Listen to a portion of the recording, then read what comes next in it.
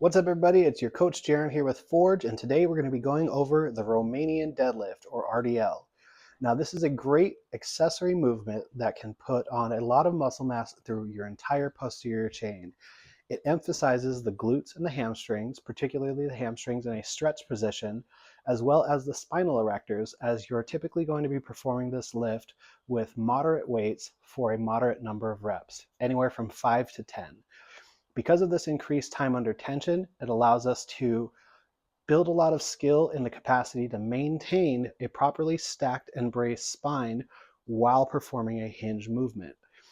The Romanian deadlift emphasizes the hip hinge and is a great way to build muscle in the glutes and hamstrings, and has great carryover to your conventional deadlift as well as even your squat. To perform the Romanian deadlift, we're going to cue it and set up exactly the same as our conventional deadlift, taking a stance that is approximately hip width apart with our feet facing straight forward. We're going to follow our now very familiar sequence of rooting, finding contact points at the heel, little toe, and big toe in both feet, creating an active arch to where we feel the muscles of the feet engage and our weight evenly balanced over the entire feet. Inhaling through the nose, exhaling through the mouth to drop the rib cage and feel tension in the obliques and the abdominals. Inflating to fill our brace and create pressure. Karate chopping the hips backwards, emphasizing the stretch on the glutes and the hamstrings, and reaching down to the bar. For your first rep, you can simply perform a conventional deadlift up to the top.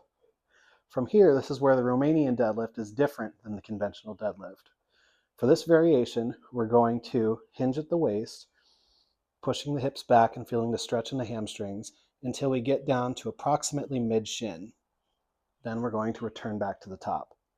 To perform reps, we're just going to simply repeat this pattern, emphasizing that stretch in the hamstrings by pushing the butt back towards the wall and squeezing the glutes to return to an upright position.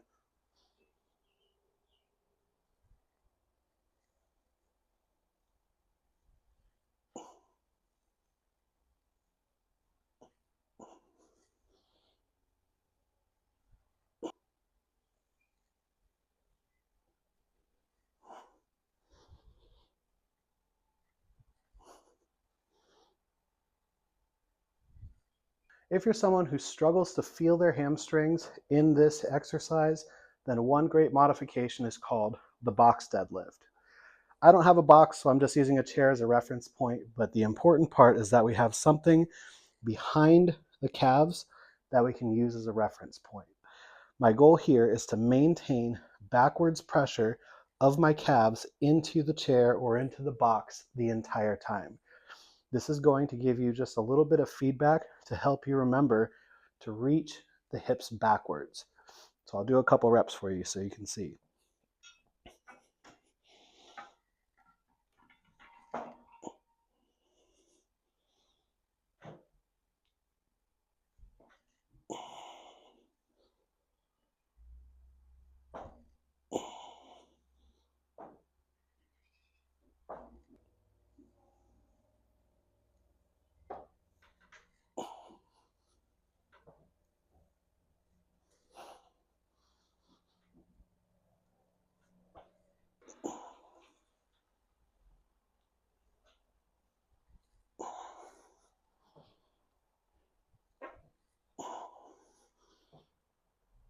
Another simple modification you can make if you really want to emphasize the stretch on the hamstrings is to place a small weight or a shim underneath the balls of both feet. This will encourage you to rock more of your weight onto your heels while still allowing you to root properly with contact points at the heels, little toes, and big toes, and will just further stress the hamstrings in that stretched, lengthened position.